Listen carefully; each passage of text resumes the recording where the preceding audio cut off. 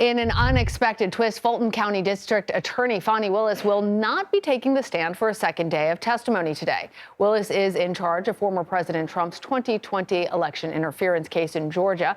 And during her testimony on Thursday, she acknowledged having a relationship with a special prosecutor on the case, but she vehemently rebuked any allegations that that relationship was improper or that either had financially benefited from it.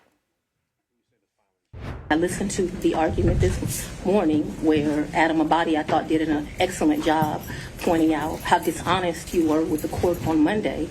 And I'm actually surprised that the hearing continued. But since it did, here I am.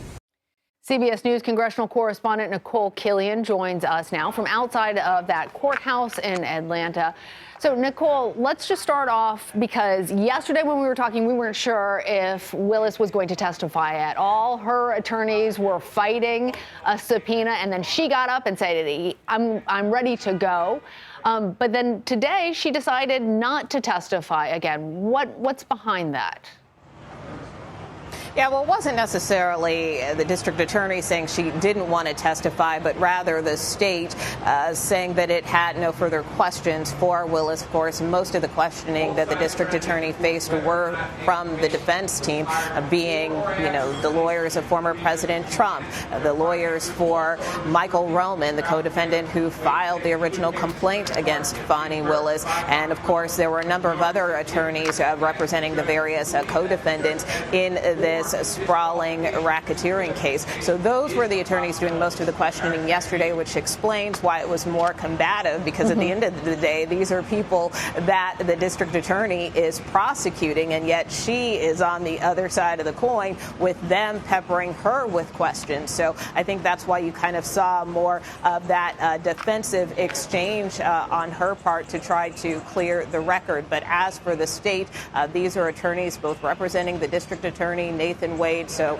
this morning they said that they didn't have any questions for her, and so that is why that testimony did not proceed. Yeah, it was. I mean, she was certainly. She had the receipts. She was in a sense, but she certainly was defending herself so vehemently. I wonder if that was part of the reason why they decided that they didn't need to do a redirect at all, because they felt like she had spoken her piece. I wonder, though, Nikole, given that you're watching all of this, what are the chances now that Willis or Wade could become disqualified from the election interference case?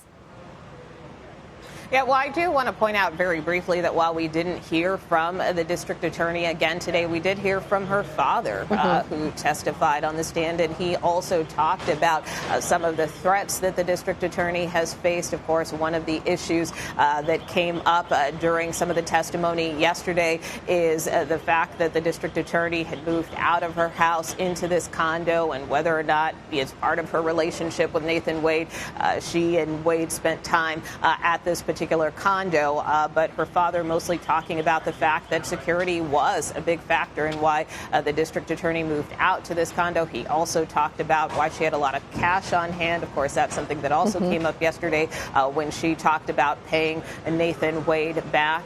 But one thing that was interesting about his testimony is he said that he did not know about this relationship between his daughter and Nathan Wade. So to answer your second question with respect to what happens next, we are not expecting a decision today from the judge who is listening to all of this witness testimony. Unclear exactly when he will make his decision, but basically the decision before him is whether or not the district attorney financially benefited in any way from this relationship with Nathan Wade. And if he establishes that there was a conflict of interest, she could potentially be dismissed from the case. Nathan Wade could be dismissed from the case, or it could possibly be moved to another jurisdiction.